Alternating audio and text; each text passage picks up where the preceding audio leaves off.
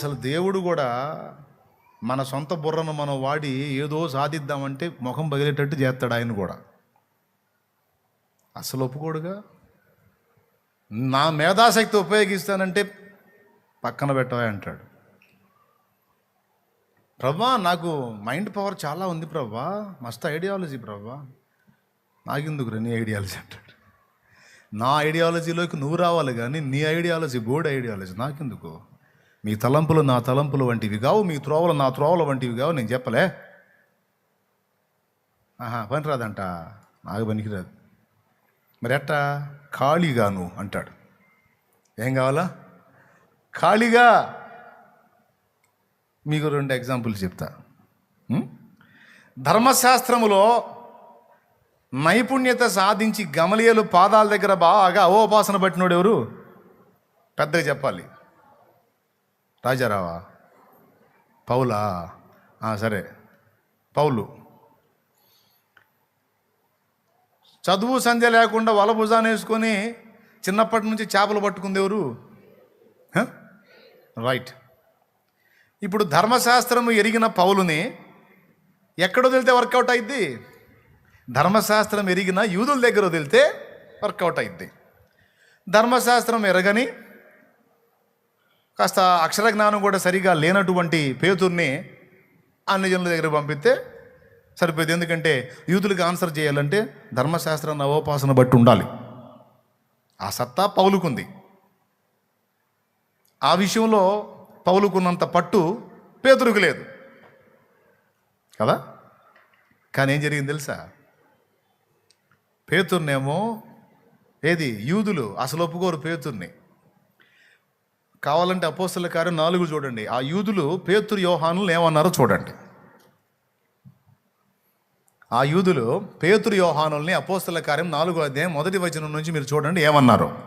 వారు ప్రజలతో మాట్లాడుచూ ఉండగా యాజకులను దేవాలయపు అధిపతియు సద్దుకాయులను వారు ప్రజలకు బోధించుటయు యేసును బట్టి మృతుల నుండి పునరుద్ధానము వద్దులే గాని వారు పేతురు యోహానుల 13వ వచనం. వారు పేతురు యోహానుల ధైర్యమును చూచినప్పుడు వారు విద్య లేని పామరులని గ్రహించి ఆశ్చర్యపడి వారు యేసుతో కూడా ఉండిన వారని గుర్తిరిగిరి. అది లెక్క. పేతురు యోహానులను విద్య కలిగిన వారన్నారా, యూదులు విద్య లేని పామరులు అన్నారా? రైట్. అంటే వాళ్ళ కంట్లో దిశాయించలా వీళ్ళ సబ్జెక్టు. కానీ వాళ్ళకి పేతుర్నే పెట్టాడు. లేఖనాలను ఎత్తి వాళ్ళ తుప్పు వదలగొట్టగలిగే దమ్మున్న పౌలునేమో నువ్వు అక్కడ కాదు లేకన్నానా, నువ్వు అని జనులకు పో అన్నాడు. అర్థమైందా? ఇప్పుడు అన్ని జనుల దగ్గరికి పోయి అన్ని జనుల్ని కదిలించాలంటే ఇప్పుడు పౌలు ఎవరి మీద ఆధారపడాలి? ధర్మశాస్త్రం ఎరిగిన యూదులతో అయితే పౌలు సబ్జెక్టు పనిచేసిద్ది. ధర్మశాస్త్రం ఎరిగిన అన్ని జనుల దగ్గరికి పోయినప్పుడు పౌలు దేవుడి మీద ఆధారపడాలి. పెద్దగా చెప్పు, దండం పెడతాను. ఎవరి మీద ఆధారపడాలి?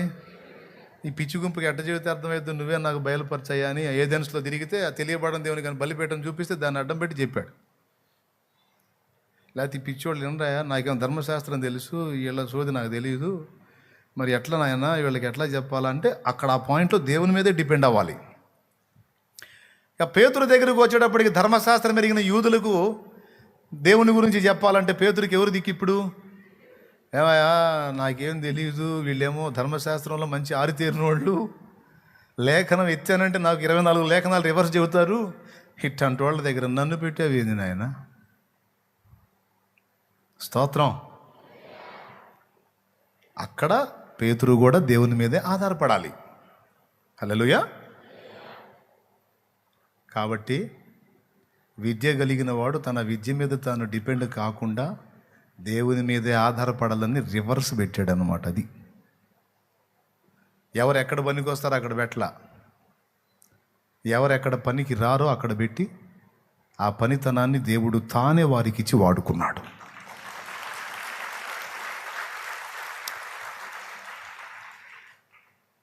ఆయన చేతుల్లో ఉంది. మరి మన తెలివితేటలు ఎందుకు?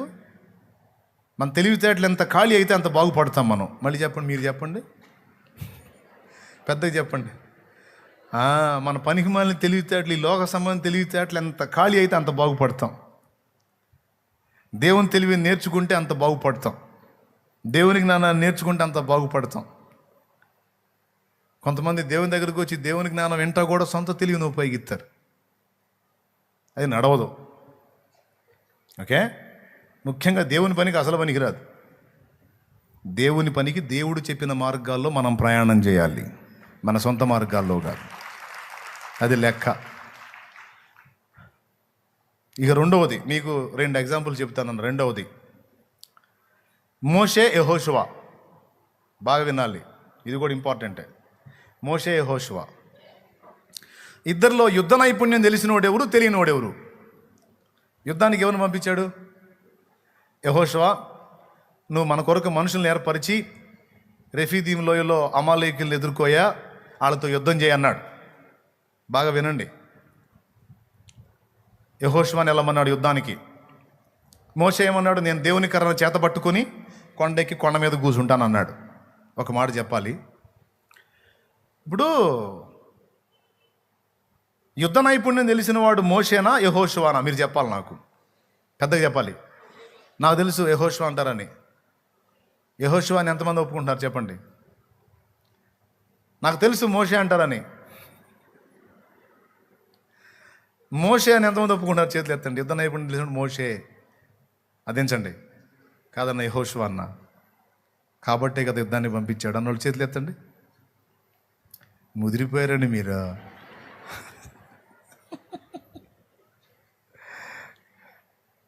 సరే, మోషే అన్నోళ్ళు చేతులు ఎత్తండి. యుద్ధ నైపుణ్యం తెలిసినోడు మోషే అన్నోళ్ళు.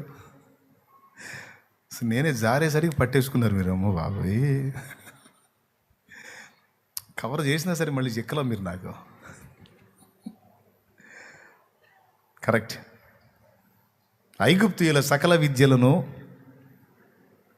ఉపాసించిన వాడు, నేర్చుకున్నవాడు మోషే. అర్థమైందా? అన్ని రకాల విద్యలను నేర్చుకున్నాడు మోషే. కాబట్టి యుద్ధ నైపుణ్యం, యుద్ధ నైజం, ఎత్తుకు పై ఎత్తేసి అవతల వాడిని దెబ్బ కొట్టడం, ఈ తత్వం మోషేకి తెలుసు. చిత్రం ఏంటంటే యెహోషువకు తెలియదు. ఎందుకు తెలియదు అని అడుగు. తెలియటానికి ఎక్కడుంది? యెహోషువ వాళ్ళ తాతల తండ్రులు మొత్తం అక్కడే ఉండే, ఐగుప్తులో 100 సంవత్సరాలుగా బానిసలుగా బతుకుతుండే. ఇక బానిసలు పొద్దున్న లేచిన కాడ నుంచి ఆ మట్టి తొక్కటం, ఆ చెత్త పోయటం, ఆ గడ్డ వేయటం, అందులో ఈ తొక్కిసలాటేగా తమ్ముడు. ఆ ఇటుకలు చేయటం, వాటిని కాల్చటం, వాళ్ళకి అవన్నీ గట్టి పెట్టడం, ఇదే కానీ వాళ్ళు కత్తులు కటార్లు బట్టి విలువిద్యలు నేర్చింది ఎక్కడ? కత్తి యుద్ధాలు నేర్చింది ఎక్కడ? కర్ర సాములు నేర్చింది ఎక్కడ? ఎక్కడ? మరి యెహోషువకి ఏం తెలుసు? తెలిసినోడు అంటాడు నేను కొండ ఎక్కుతానంటాడు, తెలియనివాడినే యుద్ధం చేయమంటాడు పోయి. నాయనా, చాలా కీలకమైన విషయం, దయచేసి మీరు టేక్ ఇట్ ఈజీగా తీసుకోవద్దు ప్లీజ్. మీరు వాక్యం మీద ఆసక్తి కలిగిన వారని చెబుతున్నాను నేను. ఎందుకు ఈ పని చేశాడో మోషే చెప్తా. మోషే సామాన్యుడు కాదు, దేవునితో ముఖాముఖి మాట్లాడినోడు, దేవునితో నడిచినోడు మోషే.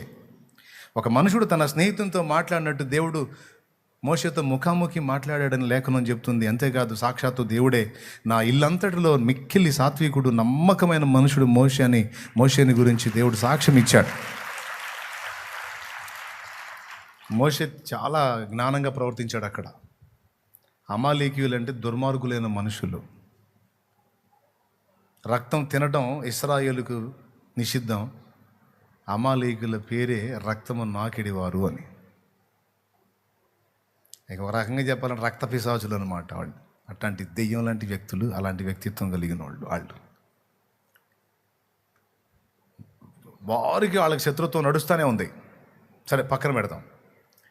ఆ దుర్మార్గులైన మనుషుల మధ్యలోనికి ఇప్పుడు యోగ్యంగా ఆలోచిస్తే యెహోషువ కొండెక్కాలి, మోషే ఏమో యుద్ధానికి వెళ్ళాలి, లేదా మొత్తం కలిసి యుద్ధం చేయాలి. యెహోషువకి యుద్ధ నైపుణ్యం తెలియదు కాబట్టి, మోషేకి తెలుసు కాబట్టి వెళ్ళాలి. ఇప్పుడు మోషేకి యుద్ధ నైపుణ్యం తెలుసు కాబట్టి మోషే వెళ్ళాడు అనుకో. ఇప్పుడు దేవుని మీద ఆధారపడ్డట్ట, నాలెడ్జ్ మీద ఆధారపడ్డట్ట? పెద్దగా చెప్పండి. యా,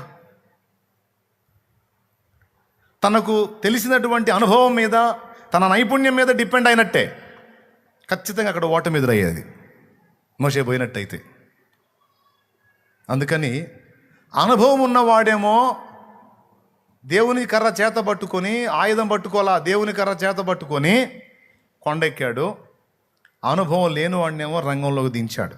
అంటే దాని అర్థం ఏంటో తెలుసా?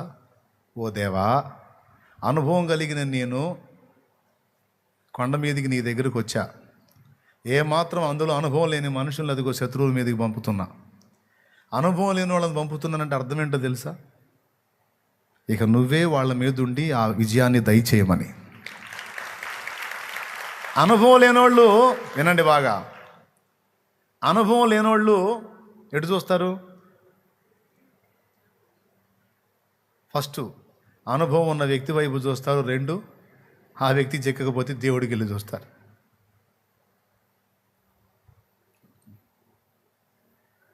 అవునా? చదువుకున్నాడు ఎటు చూస్తాడు?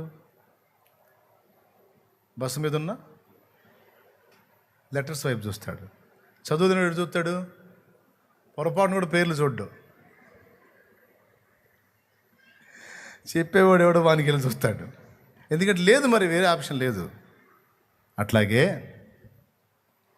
యుద్ధ విషయంలో అనుభవం కలిగిన వాడు తన అనుభవం మీద డిపెండ్ అయితే అనుభవం లేనివాడు దేవుడి వైపు చూస్తాడు. దేవా, మాకు తెలీదు, నువ్వే సాయం చేయని.